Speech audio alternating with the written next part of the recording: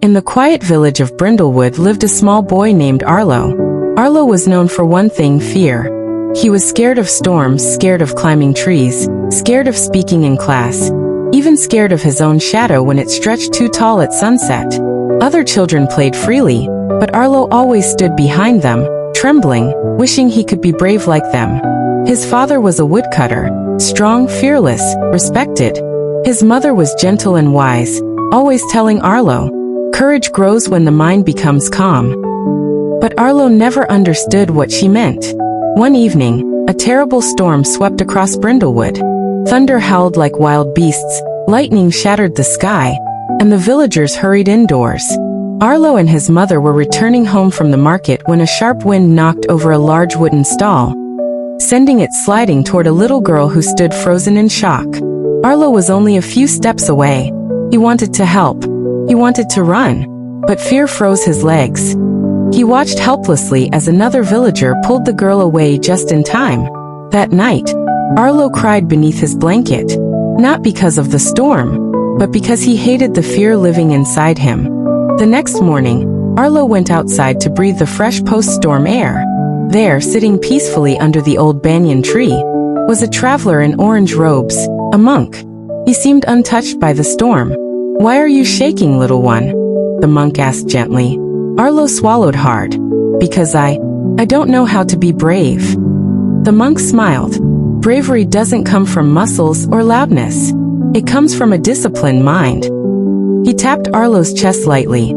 "A chaotic mind creates fear. A disciplined mind creates power." Arlo listened wide-eyed.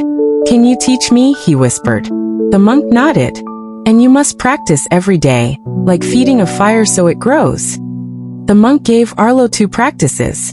1 daily discipline. Wake up at sunrise. Make your bed. Do small chores. Train your body. Speak truth. Face one tiny fear. 2 meditation. Sit still for 10 minutes. Close your eyes. Breathe in. Breathe out. Watch your thoughts pass like clouds. At first, Arlo hated meditation. His legs tickled. His nose itched. His mind buzzed like bees. But discipline means doing what must be done even when you don't feel like it. Arlo kept going. Weeks turned to months. Something began to change. His breath became steady. His thoughts became quiet.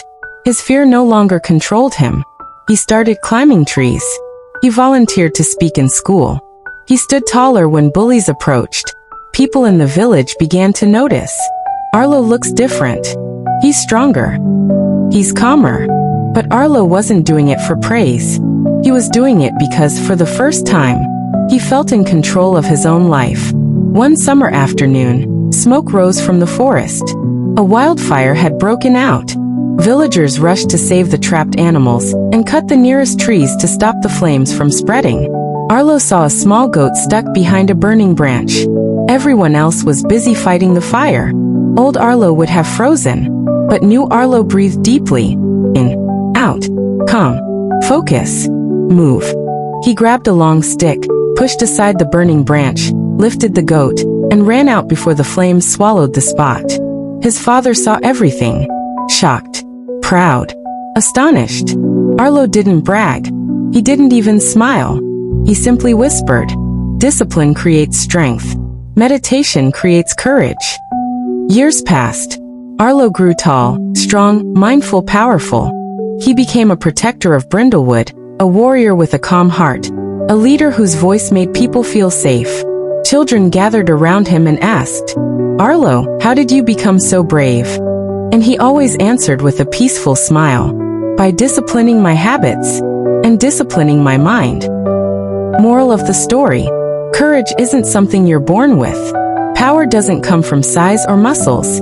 Your mind is your strongest weapon. Discipline sharpens it.